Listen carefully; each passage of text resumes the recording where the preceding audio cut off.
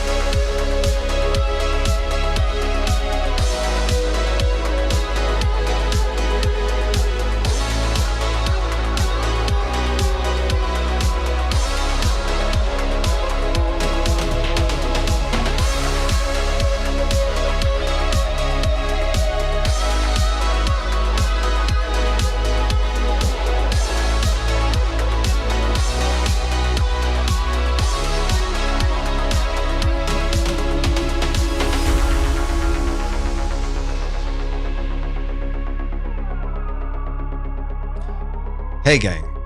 Whoa, that's a little loud. Somebody asked me a millionth time the other day in a comment. They said, "Why is your intro so fucking long?" And I said, "Because it's great. It's awesome." So we like it. And that extra like 3.5 minutes at the beginning is just my opportunity to sort of like sort my desk and figure out where everything goes, which is critical because it's a mess. So I use that time. We do need to find something better to put behind the music, though. We need a better video, I think. I think it's that time.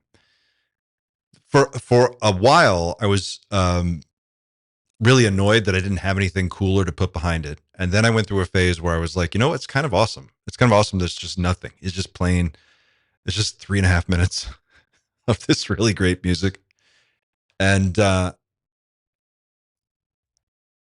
I was like, well, we could make it more fun.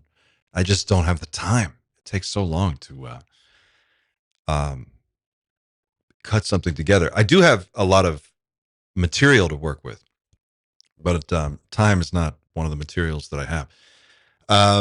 So I've been noodling with the idea of doing some kind of a contest, like a challenge, to see if anybody out there wants to take a crack at editing together a opening title sequence for at least one of our live streams during the week. And this is not the other project that I'm working on. This is just something else I've been thinking about doing. And I don't know. We'll do some kind of a prize, like merch pack or something. I don't know. I have to figure that out. But if you happen to be a great editor and you want to get in contact with me, let me know. Go to teamnightshift.com and use the make contact link and you can reach out to me directly. Hey, welcome back, guys. It's 12:39 p.m. on Thursday, September 4th. It's members only Thursday this week. Yesterday, I was doing an interview and it ran really long, but it was a great interview. And it was a person who doesn't have very much availability, so I didn't want to squander the opportunity. I had them. We were right in the middle of it. And I just chose to roll on. So as you probably noticed, we didn't do a live stream yesterday. That's why. But when the interview's ready, it's going to be great. Shout out to everybody in the chat. Great to see all of you. Ebony's here. Chris is here. Stephen Daedalus is here. Mr. Doubtfire. What's up, Mr. Doubtfire? I saw you ran into Dan at the UFO festival. That was awesome. You never know when Dan's going to just appear from a wire in the sky somewhere like a ninja and then disappear in a cloud of smoke. That's his way, really.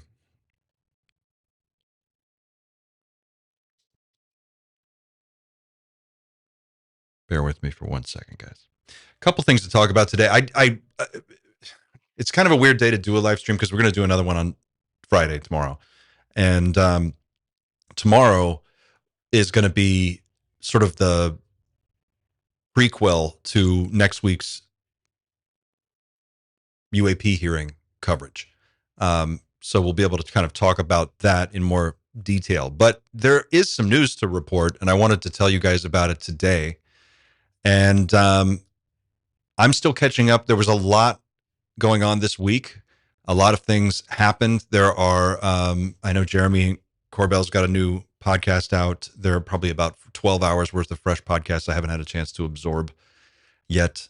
So forgive me for not having those updates yet, but I plan on absorbing them while I'm traveling. Let's see if I can share this page with all of you. You may have already seen this, but it's been officially announced. There was some confusion about whether or not this was going to happen 48 hours ago in the Twitter sphere, Xverse, whatever you want to call it. And then it was made official. There was a back and forth about, I don't know, what Luna said and what other people were saying. And there was some speculation that there wouldn't be a hearing because there were no witnesses ready. And the calendar didn't show anything and the website didn't show anything. So that was a logical conclusion. But it was updated. And this is what we know: restoring public trust through UAP transparency and whistleblower protection. It's going to be September 9th at 10 a.m. in the HVC 210. You can watch it here on YouTube. If you click this link, I will put this link in the chat, and I'll also drop it into our show notes. But it's at oversight.house.gov. You can find it that way. The witnesses have been announced. Jeffrey Nucitelli. I hope I'm saying that right. Sorry, Jeff, if I'm getting that wrong. U.S. Air Force veteran Chief Alex Wiggins, UAP witness George Knapp, the legend. I mean, need we say more? George Knapp's going to be there. UAP journalist. That does nothing to convey the magnitude of the work this man has done. UAP journalist is like such an understatement. I really, really am excited about an opportunity to chat with George Knapp. And yes, if I do have that opportunity and he doesn't look like he's going to hit me and I don't have any obvious signs that he's going to throw something at my head, I might ask him. Nay, I will ask him about Dan Burrish. We'll go there. But I'm fully prepared to get the George Knapp Care Bear stare of doom.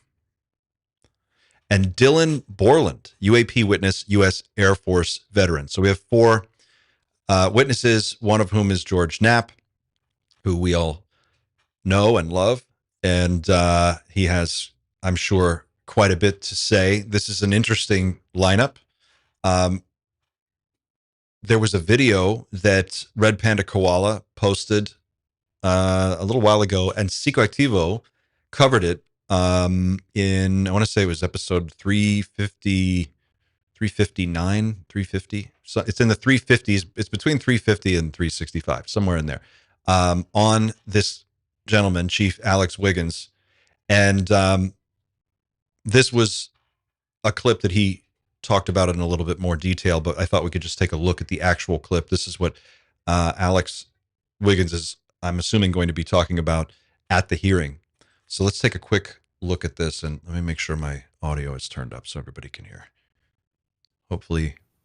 Watching this light emerge from the water at a distance and then go into the air with a solid light, no blinking or anything, I've never noticed that and witnessed that ever in my life. That's kind of what triggered me to go back to my instruments, check it out, talk with the watch team and ask them, are you seeing what I'm seeing? Let's use other sensors. Let's use what we got to see what we're witnessing. Did you see one of these craft come up out of the water or not out of the water? Absolutely. Absolutely. So when I say that I saw this craft come out of the water, it's nighttime. So I want to be clear when I say what I saw a light, and it was a decently bright light. So when you've been on the water as long as I have, you know the difference between an aircraft carrier's lights, a difference between an oiler's lights, a fishing, a cargo ship. It's what we learn when we freshly come into the Navy, especially as an operations specialist. We have to learn silhouettes. We have to learn lighting structures, things of that nature. It's just part of what our job is. Being senior enlisted, it's become part of very basic elementary things that you have to know when doing your job. Kind of learning the basics first, and then, applying what you experience throughout your time, and then kind of coming up with your, solution as what you're seeing. So watching this light emerge from the water at a distance and then go into the air with a solid light, no blinking or anything, I've never noticed that and witnessed that ever in my life. That's kind of what triggered me to go back to my instruments, check it out, talk with the watch team and ask them, are you seeing what I'm seeing? And then go into experience throughout your time, and then kind of coming up with your, solution as what you're seeing. So watching this light emerge from the water at a distance and then go into the air with a solid light, no blinking or anything, I've never noticed that and witnessed that ever in my life. That's kind of what triggered me to go back to my instruments, check it out, talk with the watch team and ask them, are you seeing what I'm seeing? Let's use other sensors. Let's use what we got to see what we're witnessing. One thing I do want to add is that when I witnessed that, I wasn't feeling threatened. I didn't think, the ship is going to get attacked. And why didn't I think that? Because multiple reasons. I'm not at a different level of ROE. I'm not postured in such a way off the coast of San Diego where we're receiving intel that there's a significant level threat, that we need to be at a higher threat level. None of this is happening, right? We're off the coast. We're doing workups. We're, doing training, things of that nature. So nothing made me think that we need to, trigger a higher level of threat warning. I indicated what I saw to the tactical action officer, the TAO, who's in charge of Combat Information Center, ICC-1. And it was just, let's do more investigating. Let's see what we're looking at. And that's why we got Sapphire to look in that direction and notice what we noticed. Interesting. I have to go back. This is from originally from Weaponized, and I'll have to go back and watch that full interview as part of my prep now. That's really interesting. By the way, guys, if you haven't already, smash that like button, because we're at 78 likes. We should be way over 100 likes by now. We have 227 people in here. Come on, guys. Help me out. I need your help to boost the stream. Off the coast of San Diego, California. There's so much weird stuff going on.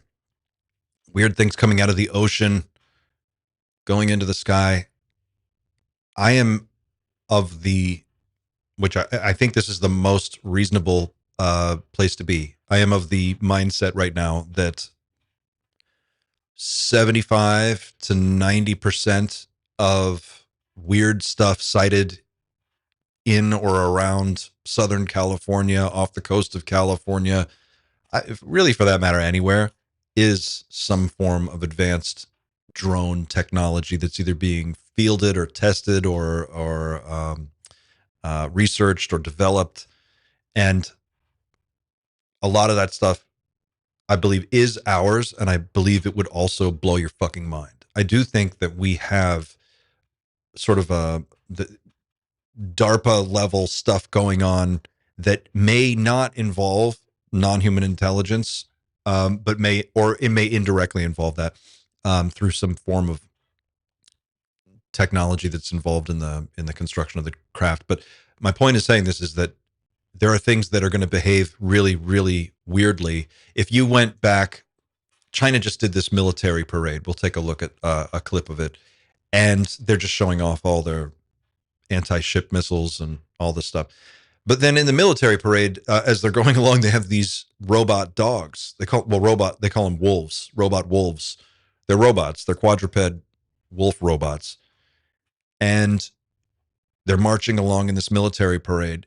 And I'm watching this and I'm thinking, God, we are living in the future now, aren't we? Like, we really are. If you took this clip and just transmitted it back in time 20 years ago, and you showed this to somebody from 20 years ago or 30 years ago, it would blow their mind. They would not believe that's real. They'd be like, what the fuck is that? And yet here we are. So there's, military grade robots and the 5 observables are, the two ends of the spectrum here, but there's a lot of gray area in between. So I'm interested to hear what he has to say. I'm interested to hear from more Navy personnel. And now that we've got Tim Gallaudet on record talking about what he's seen and the conversations that he's been privy to, it's interesting to see what others will add to that and how that picture will crystallize in the coming days and weeks. Let's take a look at the chat. Yujin, thank you for the super chat. Good luck at the hearing from all of us. Thank you very much. Very excited. I'm actually setting up my gear kit in between other things, putting together my road kit for broadcasting, live streaming. I was going to say broadcasting, but that sounds so old school. But I'm covering this thing.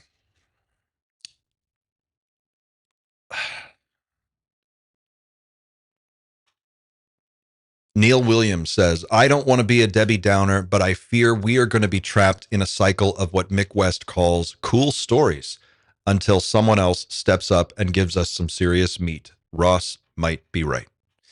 Ross might be right. Ross could be right. In fact, I might run into Ross, and if I do, we'll have to see if he saw my rant the other day. I don't think he did. And if he did, he probably doesn't care. But if he cares, I'm going to tell you guys about it. Look, I'm not sure who's telling the truth, who's telling stories out of school, who's embellishing stuff. I don't know. I don't think anybody really knows. But I think the importance of hearings like this is more than just any one individual testimony from a single person. It's about gathering together on public record statements from people that are qualified observers, trained observers, operating our most sophisticated military hardware, and the data that they're gathering, the things that they're seeing, their experiences in that capacity. And over time, this just adds to the growing weight of evidence in favor of the presence of some kind of unexplained non-human intelligence interfering with or operating on or around our planet or in our planet or underneath our ocean or somewhere. I mean, they're here, obviously, but short of anything short of a full government official disclosure, which we will never get, if we can't have that, at least we can gather these testimonies over time. And that maintains public interest. That keeps the fire burning. And I think it keeps it in the sphere of conversation, which is where it needs to be. As long as we're talking about it, as long as we're having these conversations and asking these questions, then the battle's not over. The battle for truth. And people want to know, So I think it's death by 1,000 cuts. It's going to be not one big gargantuan disclosure. It's going to be a million whistleblowers. Just eventually the dam won't be able to be patched anymore. There will be too many leaks. And we'll probably see something else come out of left field that shakes everything up. I think that's probably the most likely scenario. So, am I expecting someone to say something that's going to absolutely rock the world?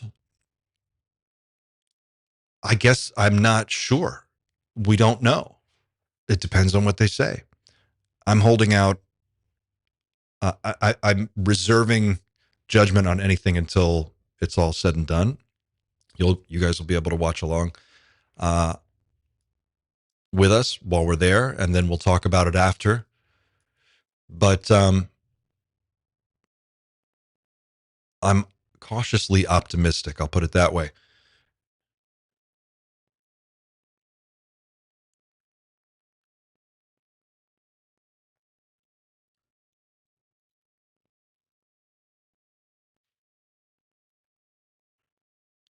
Just scanning the chat here.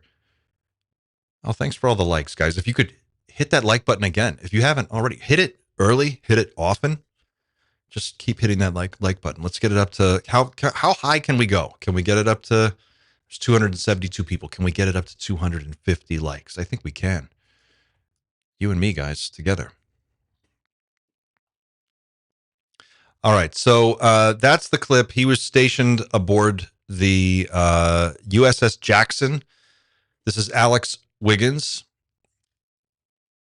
Footage of this encounter was released last week by Jeremy Corbell and George Knapp. So that was the clip we just looked at with Alex Wiggins from Weaponized Podcast, reposted on Twitter by Red Panda Koala and dissected by our very own close friend and favorite podcast, Psychoactivo.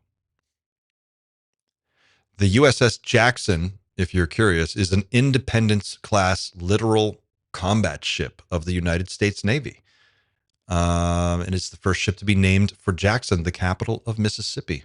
Interesting.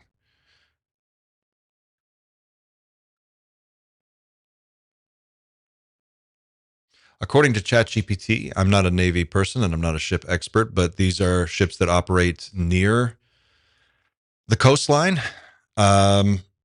So that's interesting.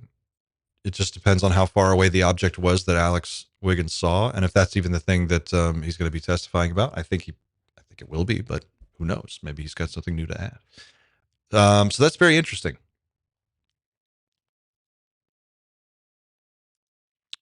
There was a alleged leaked video that's so super weird. I can't explain this. If you have seen it, you may have already seen this because it's super popular. It's trending right now on Reddit. On UFOB, our favorite UFO subreddit, it's got up to almost 3,000 upvotes right now. And it's weird. I'm going to show it to you now. This is what looks to be a Tic Tac doing some really bizarre stuff.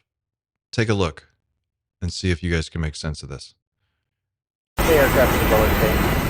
366 Lower State at 41. Okay, 366, you will follow 570. Your signal is Charlie, follow your interval is 570. Did you see that? Let's watch it again. Hey, aircraft to Lower State. 366 Lower State at 41. Okay, 366, you will follow 570. Your signal is Charlie, follow your interval is 570. Hey, aircraft to Lower State. This is so weird. I don't know what to make of this. It says this is from 2013. Alleged classified leak in 2013.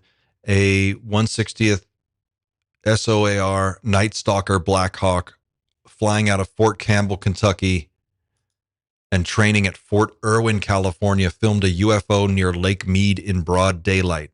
The craft flew alongside the chopper, then made an instant impossible turn before blasting off in the opposite direction. Crews like this aren't supposed to have cameras, but an E4 specialist leaked the footage anyway.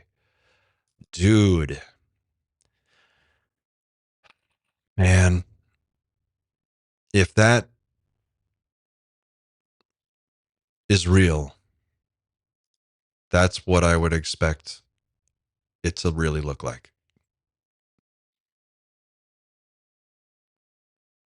Yeah. Yeah. That's what I don't know if this is real, and it's impossible to say. Who knows anymore with all the AI generated video that's out there now and how good it is. So, I mean, full disclosure, I dabble in AI generated video for this channel, trying to find ways to sort of use it myself, and you can get some pretty impressive results. But one of the things that's very difficult to do, even with some of the newer tools, is to get any kind of specificity that you can really rely on. If you're making something up, like if you want to tell it to do something that it's seen before, like a helicopter taking off or a car driving down the street or a person riding a bicycle, it's got the data on that. So it can reliably recreate videos that way, that feature motion like that, and it'll be more or less believable. But when it's something really out of the ordinary like this, look at the way it turns like that. Watch this. It looks like it's probably, gosh, 6 feet off the water at one point. It depends on how long it is. That could be 15 feet, 20 feet long. It looks just like a propane tank too. Super weird. What do you guys think? Let's see what you guys think. Let's go to the chat. Let me know, guys. Mr. Badass Mother is rooting for catastrophic disclosure now, to be honest. I think so. I think that's what we're going to get. Legend MM600. Welcome aboard. Thanks for joining. Thanks for becoming a member and supporting the night shift. Brian Park says the shadow of the Tic Tac is directly underneath, yet the sun is low on the horizon. Red card. Ooh, did I miss? Let's take a look at that again. I didn't see that.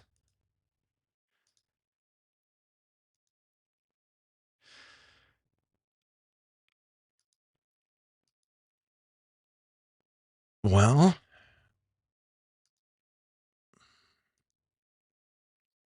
the light source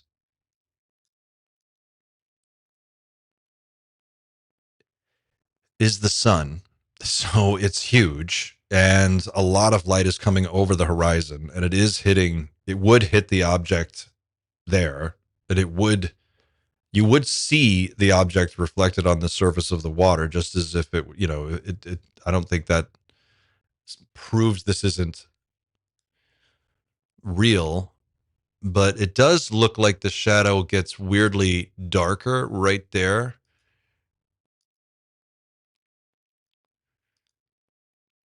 In 2013, what were we on? I think the iPhone 5? iPhone 5 in 2013. What was this shot on? That's the question. Is there metadata associated with this file, with the original? If we could get a copy of the original file and figure out what kind of camera produced this video, that would go a long way towards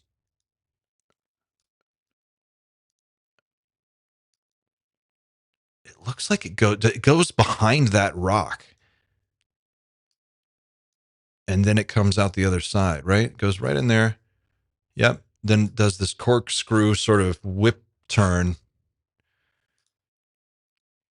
I wish I had a higher resolution version of this. I would go frame by frame on this. It almost looks like the shape of the thing warps, like it changes shape in the turn, and then it just takes off.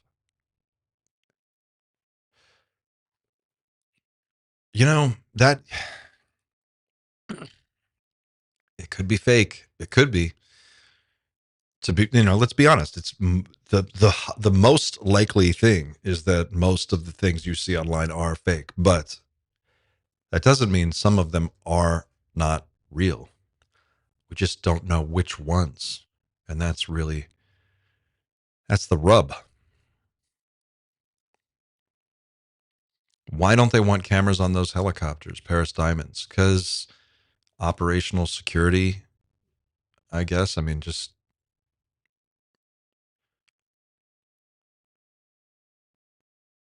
Stephen Daedalus. Clint, I think you may be right. The shadow is not convincing. I don't know. I don't know if it's not convincing enough, but it's something that I'm seeing. The shadow caught my eye. It's just, you know what it is? I can't imagine the workflow that you would need to create something that moves in that corkscrew. Like, so you've got, let's say you were trying to composite something old school. You would have like your background plate video, which would be the helicopter flying and the guy panning the camera around outside the helicopter. And then you would have to take a second layer and you would have to like motion track it onto that first layer. And then you would have to have a motion path figured out for your second layer that gives it a corkscrew that also tracks with the motion of the other camera. There's a person, I can't find it. I think it might be on our UFOs or our aliens. I think it's our UFOs. If someone wants to go look around on Reddit, you might be able to find it there. But it was a motion stabilized version of that same video. Someone motion stabilized it, and it looks so much weirder. If we can find it, if anybody does find it, let's see if you can get my attention, and I'll see if I can dig for it here. But it's just super weird. You know, this is the thing, right? Like videos are just useless now. I mean, more or less, they don't really carry any kind of weight. The only ones that seem that in my view really matter anymore are the ones that we know are pre-existing videos that we can verify have been more or less unchanged over the years. Anything that's created now, you have to be suspicious of. So what good is the video? Even if it is real, it doesn't really move the needle, as people say. It's just interesting. But with video and testimony from people involved and censored data and independent researchers doing their own independent work, eventually the weight of evidence is just too much to overcome.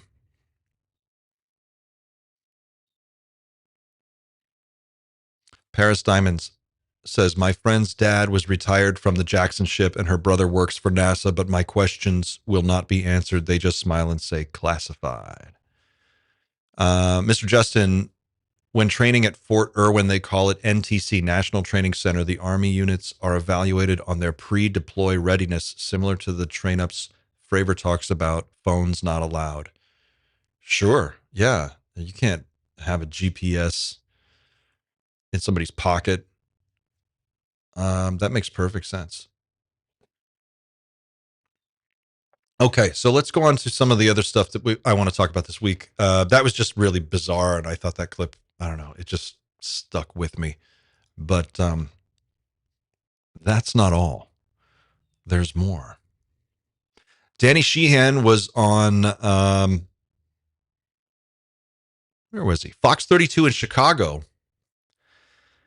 And giving an interview where he's talking about the UAP Disclosure Act and what we stand to gain and how this all works. Take a look, and then we'll come back and talk about it. Well, what we're going to find out is that there is an element deep within the Defense Department and the operations director of the Central Intelligence Agency that has been committing perjury to Congress, lying, denying the fact that they have recovered a non-human origin extraterrestrial spacecraft and the bodies that they've now DNA tested and know to be non-human. You're saying, because you represent some whistleblowers, you're saying that they have disclosed to you that this evidence exists, these documents exist, that these phenomena have come indeed from out of this world with actual alien species. That they know they're non-human.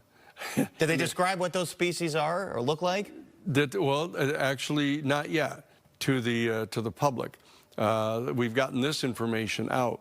But the fact of the matter is that if we get this bill passed, and we're getting in the process this in the first week of September, we're hoping as soon as they come back from their summer break, that the Senate is going to pass a 64-page bill that mandates that all of the information that is 25 years old or more, that's basically anything before 2000, basically has to be immediately publicly released to the people, okay? And anything else is going to be submitted to a 9-person panel to be appointed by the president. And that panel is not only to go through it and decide what else to release right away, but they're going to set up a 7-year program called the UAP Controlled Disclosure Campaign Plan to release all of this information over the next 7-year period so that we can adjust our economic systems, our geopolitical structures, our domestic political structures to try to accommodate the fact that we now are aware of the fact that there's an extraterrestrial civilization surrounding us. So this law is set up to that if we do confirm this evidence that the American people, the world population will learn about this in a measured fashion. Does this include some of those space or those craft that were captured by U.S. Air Force pilots that seem to descend from the atmosphere to the sea, you know, within seconds, defying the laws of gravity and physics? 0.7 of 1 second. 0.7 of 1 second. From 80,000 feet. In stopping instantaneously at the surface of the ocean, 6,000 Gs of centrifugal force on them. And I think these are some of the videos that some of those pilots had caught. Yeah, that's the Tic Tac. They were on TikTok. That's the Tic Tac. And those were picked up by the F-18 Super Hornet gun cameras on them. They have myriad other photographs of them, up-close photographs taken right out of the cockpit of some of these craft, and that they've now, as I say, recovered the craft, and they've recovered the bodies that they've DNA tested and have now confirmed that they are non-human. So this is, you're just saying, the Defense Department's keeping this secret from everybody. Yes. They have lied to the public. And to Congress. I mean, could we theoretically say that those craft were secret Defense Department programs from contractors testing out new technology? Some kind of them have been, because they've been engaged in a back engineering program. They've had these craft for some time, and they've been engaged in back engineering the technology, trying to replicate some of these. And so there appear to be some craft that have been back engineered and constructed and that are being flown by U.S. Air Force personnel in a deep secret program. But the reality is that there are a major number of other craft that are not ours. They're not Soviet, or they're not Russian, and they're not Chinese. And so they're from somewhere else. But now that they've recovered the bodies and they've actually DNA tested them, they know that they're non-human. The bodies. Interesting, guys. The UAP Disclosure Act, I wonder, I haven't read the new draft. I read the original draft. I think it's mostly the same as the original draft. I don't know if I have to go back and look and see what's been changed, but he's right. That is a very straightforward, very organized plan for controlled disclosure. That's what it spells out. It's really well written, and everyone should read it. I printed it out and just sat down and went through it. Don't have ChatGPT. I mean, you can have ChatGPT help you out, but read through it. It's amazing. They have a whole plan. A panel of experts from different categories of academic training. They wanted, I remember the original one, it was like a sociologist, a physicist. They wanted to have a biologist. You know, they had all of these different areas of expertise outlined. These were the people who were going to be, or who will, assuming this bill is passed in its current form, this panel will be allowed to review all the evidence. And originally it was backed up by eminent domain. there was an eminent domain clause which gave the federal government power to basically lay hands on anything that it deemed necessary, I guess, for this disclosure to take place. And that was a bridge too far the first time around for a lot of the military contractors who are sitting on this technology for obvious reasons. But assuming that it does go through, you would have a process by which the National Archives would be tasked to put together in one compendium all of the information available on UAP recoveries, our contact with other non-human intelligences, and ongoing research in this area, provided it's not directly tied to some immediate justifiable national security program. There are many questions about this bill. Even if it did get passed, I don't know how would it be enforced. I don't know how you can enforce eminent domain against companies for things that you cannot prove actually exist, unless you've already got the testimony on record somewhere, or you know for a fact that you could get that information. So it's unclear to me how you would actually go after that. You don't know what you don't know. So how can you send attorneys and investigators in to see something that you just don't know where it is and you don't know what it is? There's that.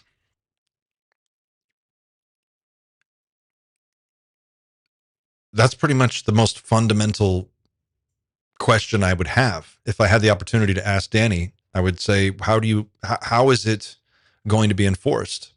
Assuming you could get it passed without any changes and it went through as intended.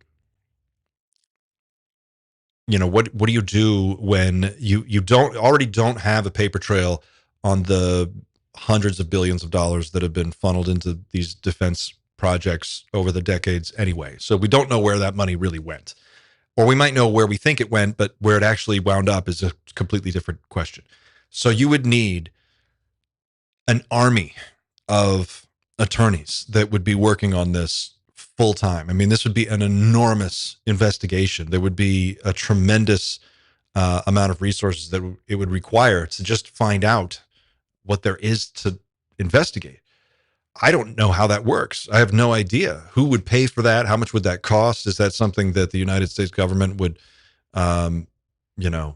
even be capable of doing? What is the precedent for something like this? These are the questions that I'm just kicking around. But I imagine it would be something like when the MK Ultra program was revealed, and maybe Project Mockingbird, Operation Mockingbird. What was it? The CIA plan to control the news media by putting people in every office and studio around the country. But it would be orders of magnitude bigger. So I don't know. Like, who wants to have that fight? Who's going to do that? Where's the will coming from? Where's the leadership on that? Who's organizing that? The bill itself is great. The verbiage is great. The structure of the bill makes sense to me. It's interesting. The first time I read it, we really didn't have ChatGPT in its current form, so I never even bothered to analyze it through AI. I just read it old school. So maybe I should run it through GPT and Grok and Claude and see what they come back with. That would be interesting. Maybe if someone out there wants to do that, I'd be curious to know. What the obvious problems are with the bill in the form that it's in. So we'll see. We'll see where that goes. The next thing I want to get into is this interview that Jake Barber did on Dennis Asberg's podcast, Dennis World. This was 4 days ago. And if you haven't already seen it, I highly recommend it. It's very, very good. Dennis World podcast, only 3,000 subscribers. That's crazy. Let's blow this up. If you go there, to watch this in its entirety, be sure to subscribe. I wanted to show you a couple of minutes of this, and I'll also post this in the chat for anybody who wants to go there. But it's Beatrice Villarreal, Dennis Asberg, and Jake Barber for about an hour and a half, 2 hours talking, about an hour and a half, talking about their experiences. And it's a great conversation. It's a really entertaining discussion between two scientists and a whistleblower who, I have to be honest, I have my suspicions about everybody in this space. And I think that's healthy because you don't know. I mean, we really don't know who's blowing smoke up our ass and who's telling us accurate information. We have to take people at their word. And they're just, that's it. That's about the best that we have. We have to wait for people to show if they actually do know something, if they can produce results with what it is they claim to know. And Jake Barber, initially, I had mixed reactions when I watched his first interview with Ross Coulthard, and he was basically laying out how the crash retrieval program worked, at least his involvement in it. And if you're not familiar with his story, he was one of the pilots who transported objects that were produced by non-human intelligence, one of them resembling a gigantic egg. His helicopter, flying with night vision, he flew in, picked up this object, used a 100-foot line to move it to another location about 20 minutes away, and it was packed up and taken somewhere. He recounted this story in an interview with Ross Coulthard, and as he's telling the story, he's explaining what his experience was like. He's talking about another instance where he had this encounter with something he refers to as the 8 gone, a different craft, different shape, but how he had this very visceral emotional reaction, and he felt that he was in some kind of telepathic or mental communication or connection with the craft.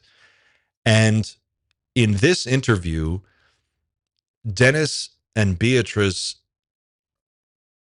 as two scientists, ask him the most interesting questions. The back and forth on this, they just have a really great rapport. And the way he walks them through his experiences, it just gives additional context that wasn't there before. And I think it's really worth a watch. So if you have an hour and a half and you want to get into it, I just want to play a few minutes of this because it's so good. And then we'll talk about it. But just this first 6-7 minutes. Take a look. Started in, well, really 2017, 2018. And later when David Grush came out and spoke about programs, specifically crash retrieval programs and others that dealt with non-human intelligence and craft of non-human origin. And my retrieval operations that night definitely fell under that category. And it was confirmed to me by government task force that was set up to look into the subject that the object that we retrieved that night was in fact a non-human craft. And they, our government and contractors associated with our government have had these craft land before and has many of them in their possession. So. Wow. So you were out there and lifting up this egg. Yeah. And then what's happened with the egg after that? I don't know. That's a good question. I think we know, since being involved and coming out as a whistleblower and trying to help our United States government look into this matter, I've learned a lot of things, and I've learned more in the last 5 to 6 years than I did my whole career. You know, our work is extremely sensitive, and with that comes something we call compartmentalization. So everyone involved in these operations only has the information, the minimum information they need in order to do their particular part of the work. And so we don't get told a lot.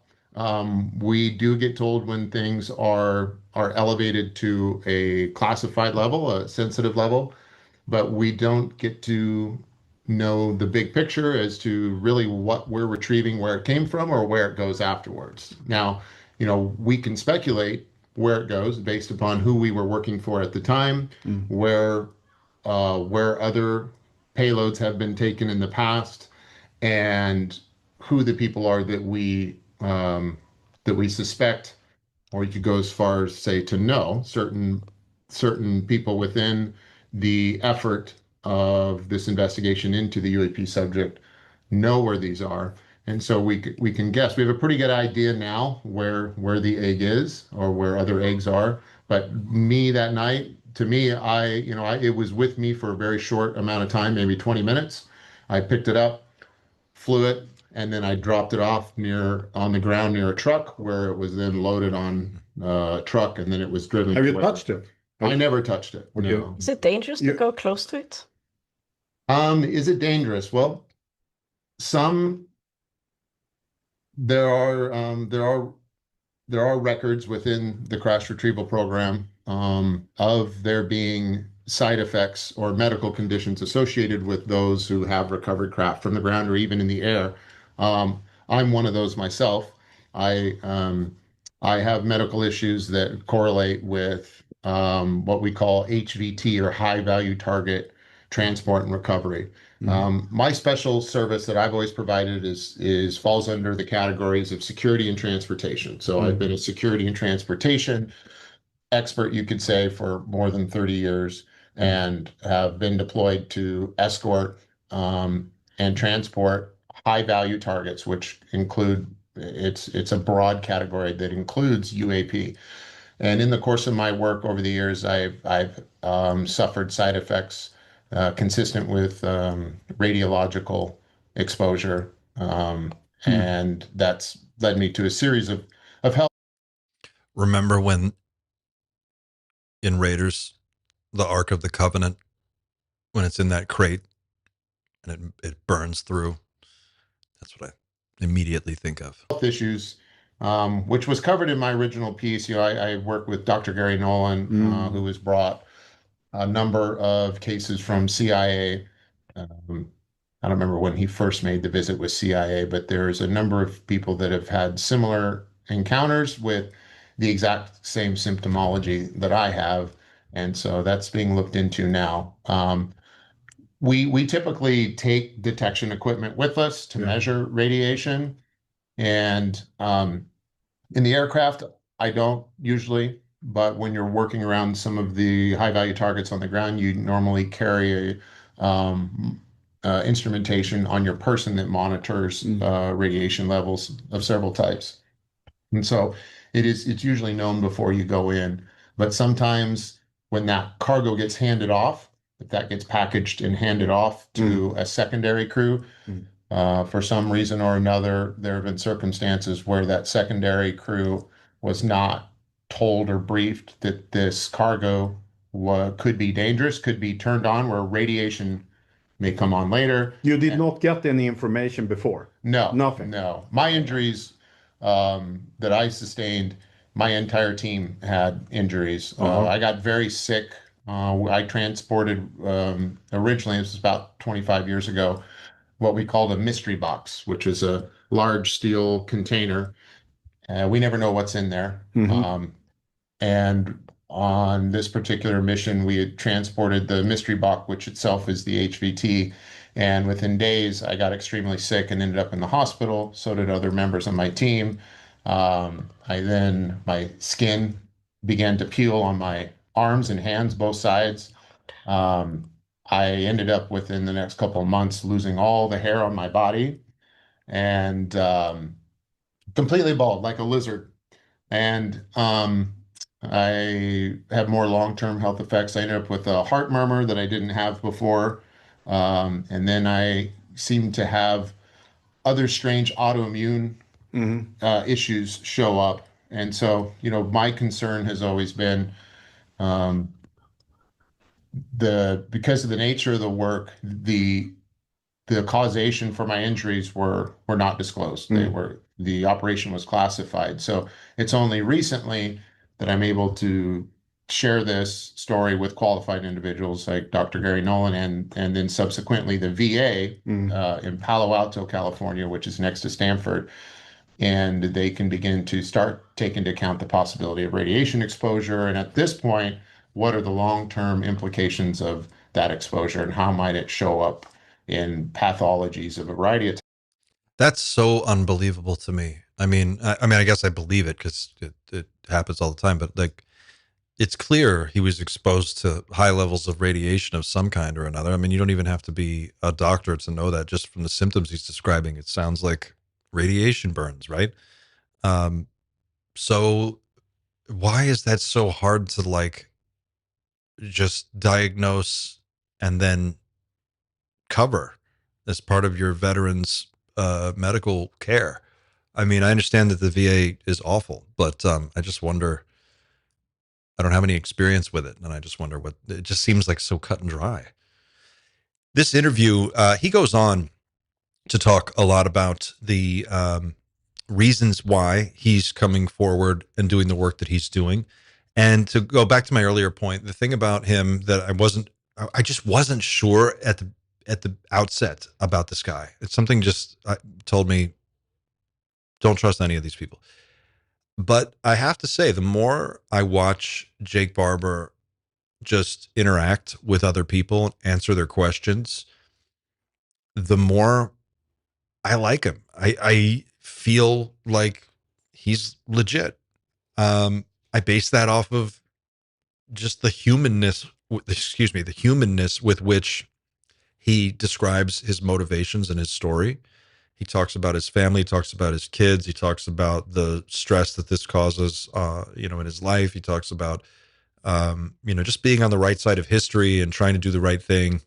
And he talks a lot about the loneliness and isolation of whistleblowers in this community who may come forward with a spectacular story that is very real and very true. Like, imagine that video out of the helicopter, right? Of the Tic Tac.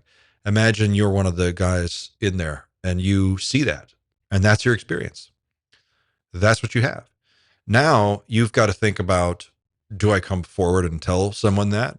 And if I do, who do I tell? And if I tell them, how much do I tell them? And if I tell them, what happens to me? And it's not like there is a support system for these people. There's nothing. It's like you and whoever you have in your own network, and then that's it. You and your story. And you go out and you start talking and telling what you've seen, what you've experienced. And 99.999% of people are just going to look at you and go, wow, okay, that's crazy. And that's it. So where do you take that? What happens to it? Where does that information go? To what end? This is what I'm curious about with regard to these hearings. And I want to ask Burleson this. What is the next step beyond hearing? Let's say you had 10 more hearings like this, or 20, however many you think it would take. And then you get to the point where it's like so overwhelming, and the information available and the evidence available is just so overwhelming. You've got to elevate this to the next level. What is the next level? What does that look like? At what point do actual resources get dumped into going after these secrets and rooting them out? And how much, what kinds of resources could be deployed? For instance, the Disclosure Act, let's say it got passed. Then, what is the enforcement mechanism? What would that look like? Would it take an entire presidential administration, working in sync with Congress, years to see this through? Is anyone going to do that? I don't think so. I don't see that ever happening. But going back to just the individual whistleblowers, so you go out, you go to Congress, you sit at a hearing, you give your testimony, and then you get up and you leave and you go have lunch at TGI Fridays, and you look at your phone and you get emails, or you go on with your life. And if these people are getting emails and messages and suspicious things are happening around them and people they know, and they're feeling like they're being surveilled or harassed for telling their story. Yeah, that would chill 99% of people right out. It would chill me out. So I think it's interesting to consider that for every whistleblower that comes forward and does something like this publicly, there must be 100 more, at least, that are waiting in the wings just to see if there is enough interest in this to make it worth their while to come forward. And hang on.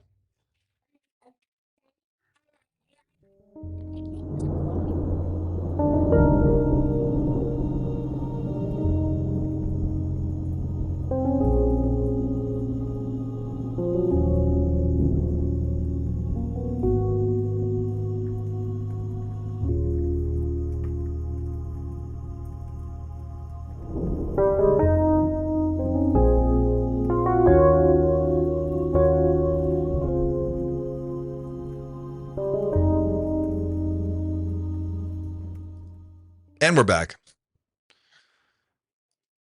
I had an alien invasion of my own on my hands, except this alien is all too human. It was my kid, just walked in.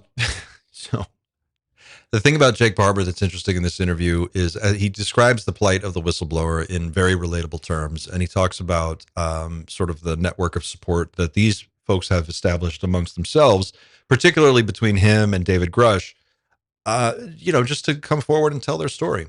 And I think that that's really important. Ultimately, this is just going to build up over time as more and more people come forward. But I think it's about setting an example, and it's very courageous. It's very brave. It's very difficult to do what he's doing. I mean, anybody who takes this work seriously is ostracized or attacked. Beatrice talks about that. Dennis talks about that with the ocean anomaly work that he's doing, and Beatrice's non-terrestrial satellites, transients, the paper that she just put out. They just talk about how quickly people are attacked. Avi Loeb was attacked by Neil deGrasse Tyson right after he put out his statement. Yes, I would love that. Thank you.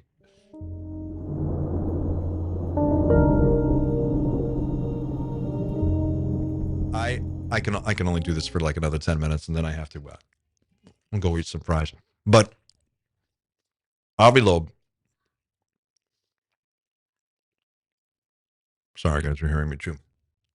Avi Loeb makes his statements about 3i Atlas possibly being non-human technology as just one of many possible explanations for the anomalies with this object. And within a few days, Neil deGrasse Tyson had put out a video mocking the whole idea, just saying it was a complete nonsense. And they just kind of go into that, like, what is up with this? Like, why can't you just treat non-human intelligence as a possible answer where all of the other possibilities are sitting there? Just add this one. Just say, could be this. Doesn't mean it is. So I really like this interview. They get into a whole lot more. We just looked at 5 minutes of this, but there's another hour and 25 minutes to go through. It's really, really good. I highly recommend you watch it. And I want to end with this. I've got to wrap it up, but I just want to show you this clip. But first, I have to let this ad play. Here we go. So this is from BBC. This is yesterday. China's military parade on Wednesday. They break down some of the weapons that were spotted on display. Here we go. Here's the clip.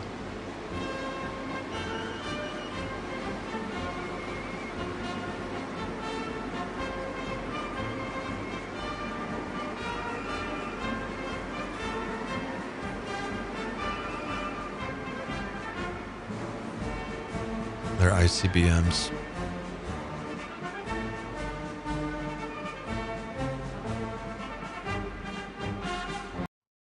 And they go through and they break it down. So you've got the DF-61, their new ICBM, capable of carrying nuclear warheads. The AJX-02 drone, a 60-foot underwater nuclear-capable unmanned vehicle. Fun. Robot wolves can be equipped to perform different roles alongside soldiers, such as recon and transporting ammunition. If you guys want to really be unnerved, if you want to take a walk on the dark side of the street, go on Reddit and look in the subreddit for combat drones. Or drone combat. I think it's drone combat or combat drones or drone warfare. But you'll see there's a couple subreddits dedicated to this, and it's basically just footage of drone warfare from Ukraine. And it's insane. It's insane. The stuff that they are doing with off-the-shelf technology and like garage-built drones. The point is that the next wave of advanced military robot technology is already starting to be deployed, and we're going to see it, I think, used more and more heavily relied upon. And they're going to give these things more and more autonomy to make decisions. And there is a episode of Black Mirror called Metalhead. If you want to watch something really, really, it's very entertaining, but it's very dark. It's dark. It's darker than Terminator, and Terminator's pretty dark. It's about one of these drones. Like, imagine this robot dog, but like 4 generations from now. So it'd be much smaller, but way deadlier and much more effective. And this episode of Black Mirror, that it's about a group of people who encounter one of these things, and then it just hunts them down one by one. And it's so unnerving because the way this thing behaves and the way that it does what it does is, you can see it now. You could see it in our own, in the robots that are out today. So you could, it leaves you with this very unsettling feeling. But just the idea that these are being deployed is just beyond what I just never thought I would see this. China may have the technology, but the U.S. still has the edge. The GJ-11 stealth drone, part of China's fleet of unmanned aerial combat vehicles. See, look at this one. Look at that cross section. China wants to counter American naval superiority with missiles and drones. And you've got Kim Jong-un, the president of Azerbaijan, the president of Iran, Xi Jinping, and Putin all together. It's just a multipolar world, guys. And whatever the next war starts out to be, it's going to be god-awful. There's a new Catherine Bigelow series on Netflix. If you haven't seen it yet, I can't show the trailer because every time I try to show you guys a trailer, YouTube dings me and I have to take it down. But it's called House of Dynamite. Is that right? House of Dynamite?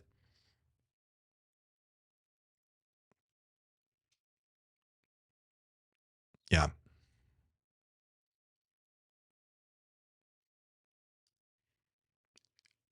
Here it is. Hollywood Reporter. House of Dynamite lights up Venice Film Festival with an 11-minute standing O. Idris Elba, Rebecca Ferguson, Gabriel Basso, Jared Harris, Tracy Letts, Anthony Ramos, Moses Ingram, Jonah Howard King, Greta Lee, Jason Clarke. This is what you... Oh, it's a whole different thing. I love Catherine Bigelow. She's awesome. She directed Hurt Locker. She directed... oh, gosh, what was the name of that movie from the late 1990s with Ray Fiennes? It's not Virtuosity. It's the one there was a, it'll come back to me. You can put a headset on and play back other people's experiences as if you were living them. So it could be like someone going skydiving. You could put on the headset and then re-experience that from their You'd feel everything that they felt in that experience. And it's this whole movie about, what is identity and what are memories and how does all of this like contribute to who you are. It was really, really good. I'm blanking on the name right now, but Bigelow is amazing. And this show looks awesome. Jared Harris is fantastic. Idris Elba, of course, awesome. I don't know these other actors, but I also don't know many actors anymore because I don't have time to watch anything. But House of Dynamite is about nuclear Armageddon. And there's a great trailer. You should watch it. I won't show it here so I don't get dinged by YouTube, but check it out. It's excellent. Let's do one last pass through the chat, and then I got to wrap it up, guys. Oh, wow. We're up to 261 likes. You guys are amazing.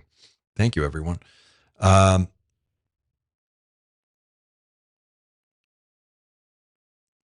Cosmic Serpent says, oh, no, we don't want any more wars. Stop fighting. People are disgusting. We need more positive vibes.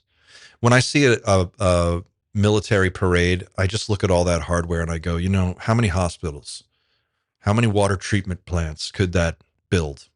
How many schools?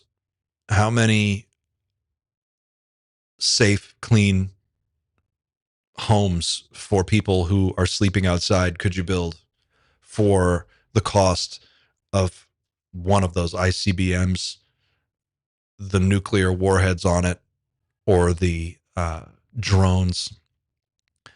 I think everybody agrees that, you have to have some kind of way of defending your national interests.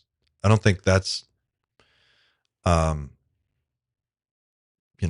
I don't think people have a problem with that. I think it's the scale with which the United States will spend money on military adventurism around the world, and these extraordinarily expensive weapon systems. I mean, the F-35 was $1 trillion jet, over $1.5 trillion by the time it was done, and the entire time we're buying all these weapons, we're building them all, like the missile defense dome, the Golden Dome they want to build now, all of this new technology they want to field. It's unlimited money for them, but we're told there's not enough to build new bridges or fix the roads or, repair the broken pipes in whatever city or get the subway pumped clear of water so that it's not filling up the train when you're going to work. I think that's where people are at. People are just so frustrated that we know the answers we get are bullshit. And it's just like this. There's no way to affect it. There's no way to change it. We all recognize the system is totally broken. But it's weird how everyone sees it, but we just disagree on what to do about it. And I wonder how long that system is stable, if you call this stable, whatever we're in right now. So, Neil William, Clint for president. I don't know about that, but thanks for the well wishes.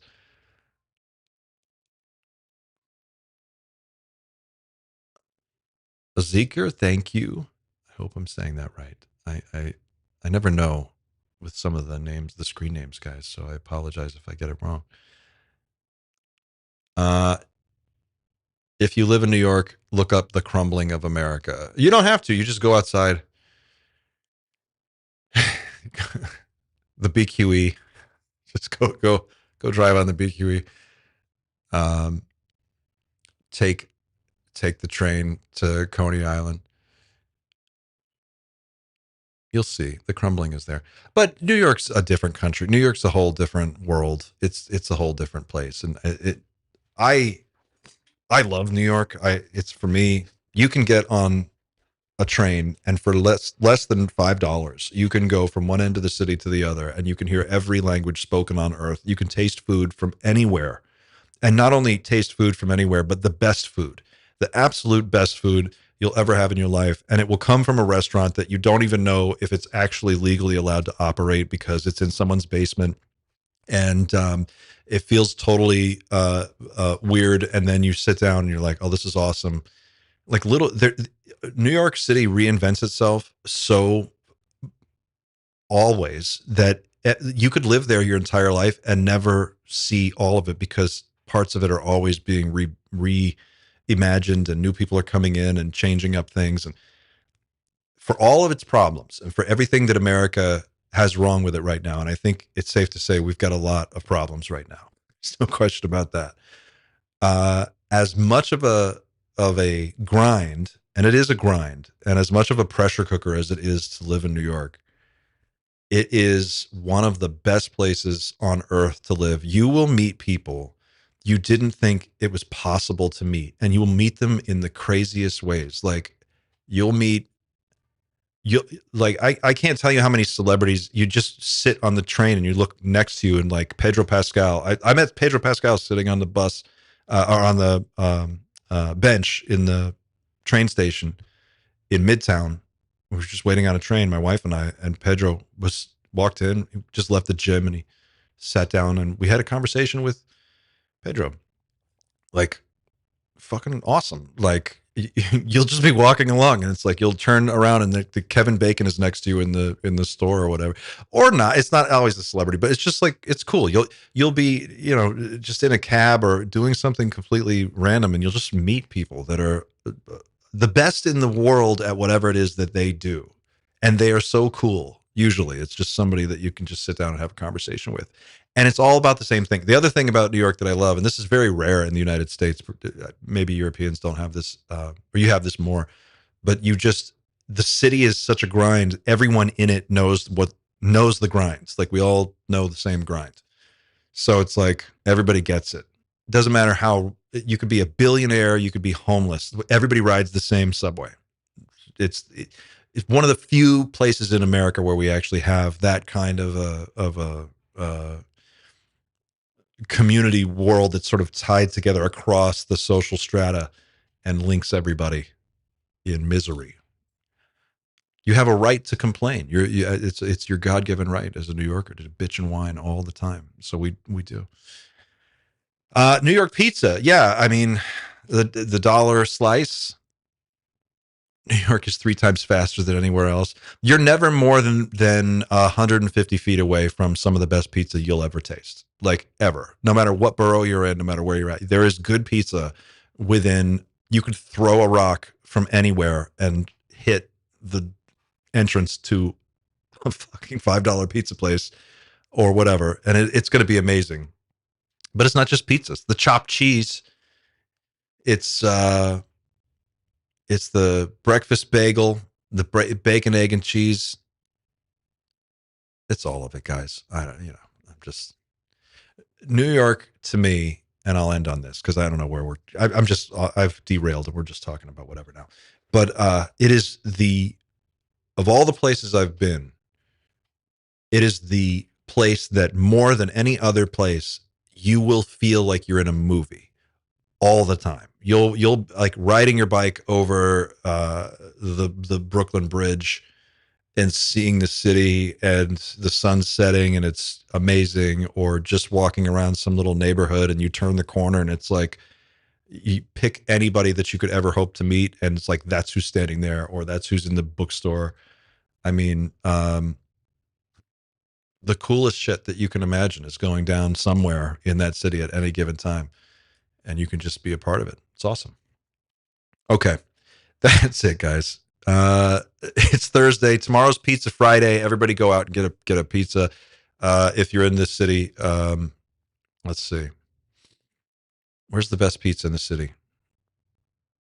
If you're in the city, vote in the chat. Leave a comment. Let us know. Where do you go? Cosmic Serpent. Xander saw David Icke in public, I believe. Yes, he did.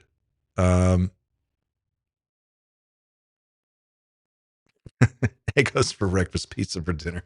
Ebony McKickass. That's great. All right, guys, I've got to call it there. That's it for me. I've got to get back to planning this adventure in DC. We're going to be talking about that more tomorrow. The director of a film called Star People, Adam Finberg. I'm going to leave you with this. He'll be joining us tomorrow. And I'll leave you with the trailer for this. I think actually I can show you this trailer. So let me do this. We'll take a look at this, and then we'll bail.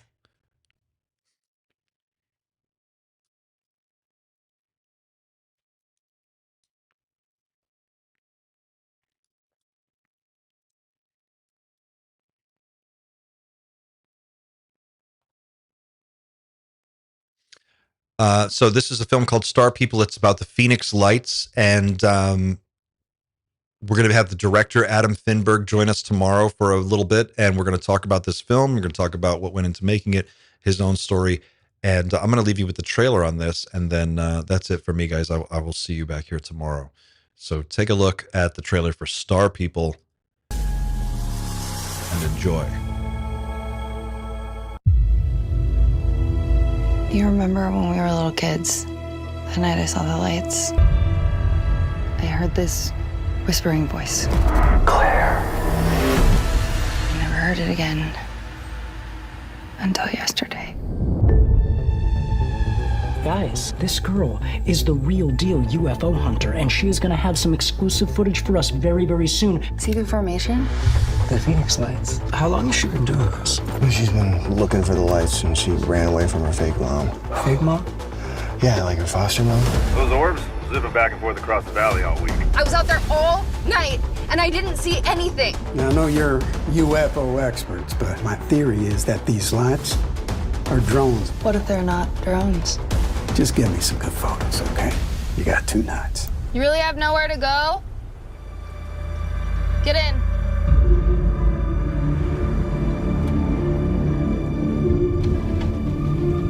There's people in there.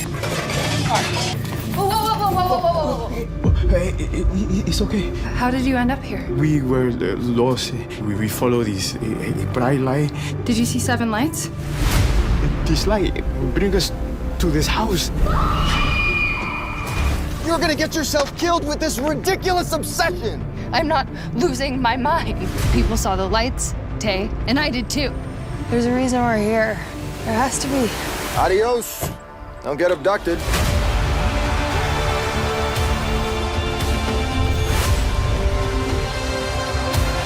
I know you're out here! Everything changed that night. Everything. There was a voice, and I saw the lights.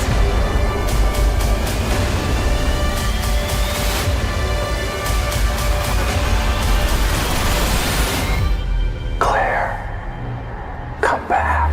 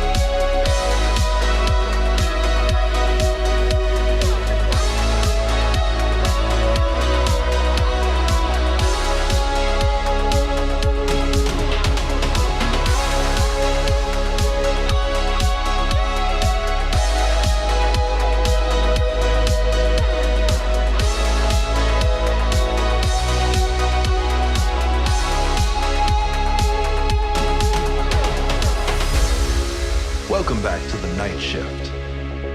Your safe space for talking about UFOs, UAPs, NHI, disclosure, and everything else your friends, family, and coworkers are so sick and tired of hearing you go on and on about.